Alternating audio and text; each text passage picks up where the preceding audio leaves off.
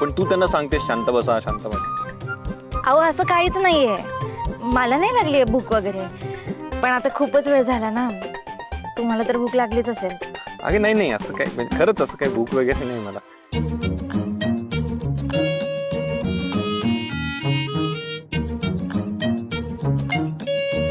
काय झालं सर, एकदम शांत झाला तुम्ही.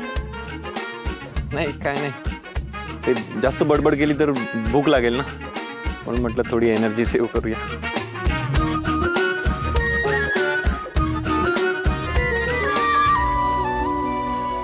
एक मिनिट सर, मी आल्या.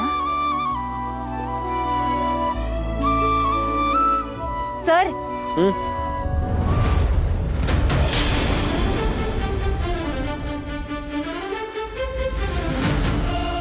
वा, या टाइमला एकदम करेक्ट गोष्ट घेऊन आली असं. आठवतं ना कसं खायचंय ते? हो मग काय, हे बघ.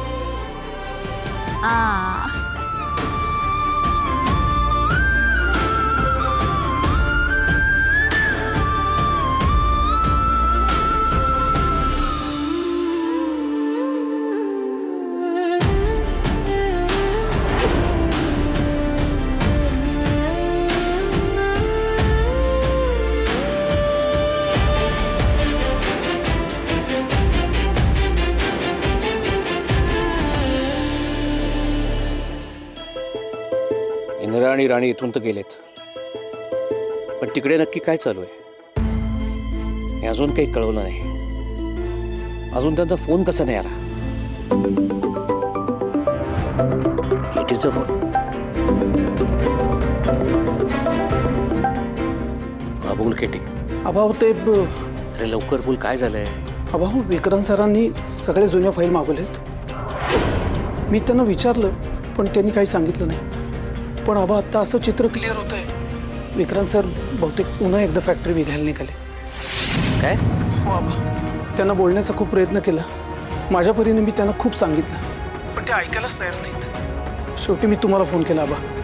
बरं केलंस तुम्हाला फोन केलास ते, पण तू विक्रांतला एवढ्यात काही सांगायला जाऊ नकोस. त्याच्यावर लक्ष ठेव, कारण तू फॅक्टरीमध्ये एकमेव आहेस जो त्याच्यावरती लक्ष ठेवू शकतो. ठीक आहे आबा, ठेवतो. चल ठेवतो फोन.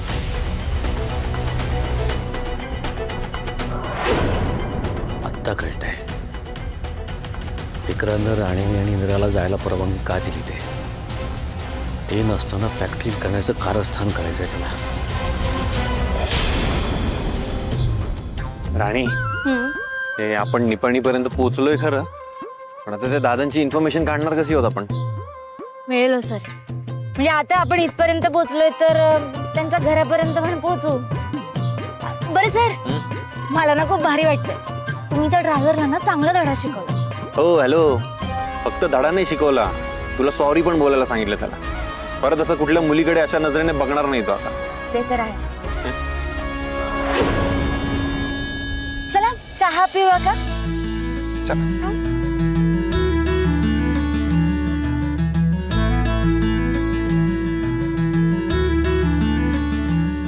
दादा 2 कप चहा द्या. ಸರಿ ಕೊಡ್ತೇವ್ರಿ. ಏನ್ ಮಾಡೋದು ಅಣ್ಣ, ಬಾಜಾರಿನಾಗ ಹೋಗ್ಬೇಕು ಅನಿಸ್ತದೆ, ಆದ್ರೆ ಕಿಶನೆ ಖಾಲಿ ಆಗ್ತದೆ. ಏನ್ ಮಾಡ್ಬೇಕ್ರಿ ಅಣ್ಣ ರೀ, ಹೆಂಡ್ರ ಮಕ್ಕಳ ದೇಶನ ಹೋಗ್ಬೇಕತ್ತದ್ರಿ. ಏನ್ ಈ ತುಟ್ಟಿ ಜೀವನದಾಗ ಎಷ್ಟು ಕೆಲಸ ಮಾಡ್ರು ಕಡಿಮೆ ಬೀಳ್ತದ್ರಿ.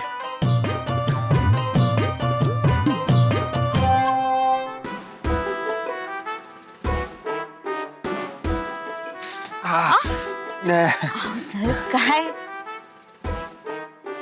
ते चटका बसला की राव आमच्या हाताला पण. बरं थांबा. गरम आहे ते.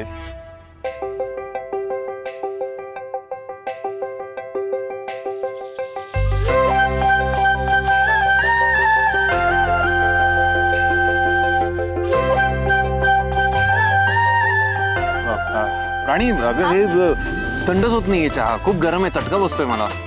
गरम आहे? हो. द्या इकडे.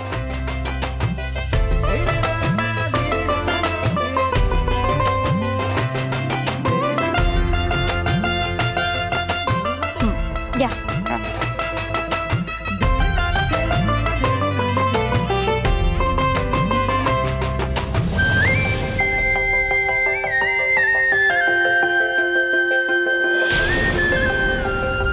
नाही होते, थंडच नाही होते, गरम आहे खूप. बघ ना जरा, ते परत एकदा करून दे ना.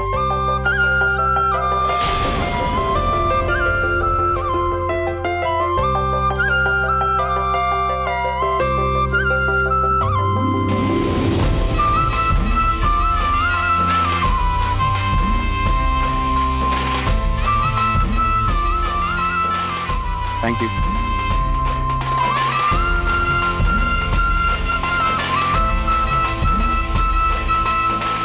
ಅನಾರಿ ನಿಮ್ ಗಂಡ ಹೆಂಡತಿ ಜೋಡಿ ಭಾಳ ಸೂಪರ್ ಅರಿ. हा काय काय बोललात तुम्ही? ಅನಾರಿ ನಿಮ್ ಗಂಡ ಹೆಂಡತಿ ಜೋಡಿ ಭಾಳ ಸೂಪर ಅರಿ. थँक्यू दादा. अहो थँक्यू काय, तुम्हाला काय माहितीये काय बोलले? आता तो असा असा करतोय, हसतोय म्हणजे काहीतरी चांगलंच बोलत असेल ना आपल्याबद्दल. हा थँक्यू. थँक्यू दादा. बरं, आपण जे काम करायला आलोय ना त्याच्यावर जरा लक्ष देऊया सर. हो, लक्ष आहे माझं. मी पूर्ण फोकस्ड आहे, डोंट वरी. हा बरं, मला काय वाटतं, आता हे दादासाहेब एवढं चांगलं ऍक्टिंग करतायत, ते ऍक्टर असतील का?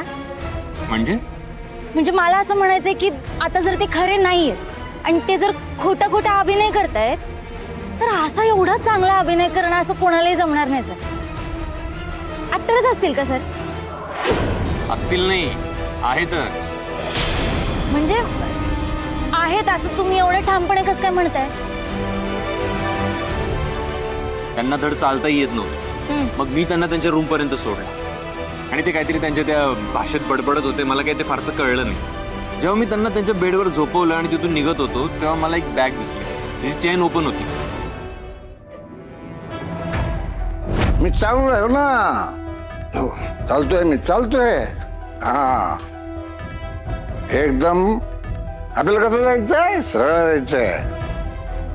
तू एकदा ये रे तिकडे निपाणीला, बघ मी तुला खायला घालतो. बघ तसले ते भजी आली की रे, रोम आली बघ आपली. तू तिकडे झोप, मी इकडे झोपतो. हा हा.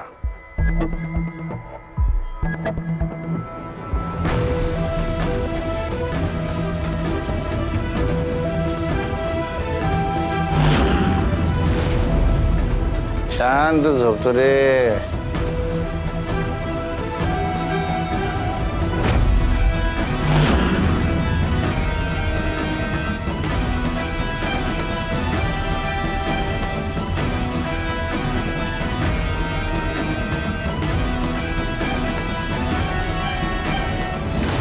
हो, हे बघ, माझ्याकडे फोटो पण आहे त्या सर्टिफिकेटचा.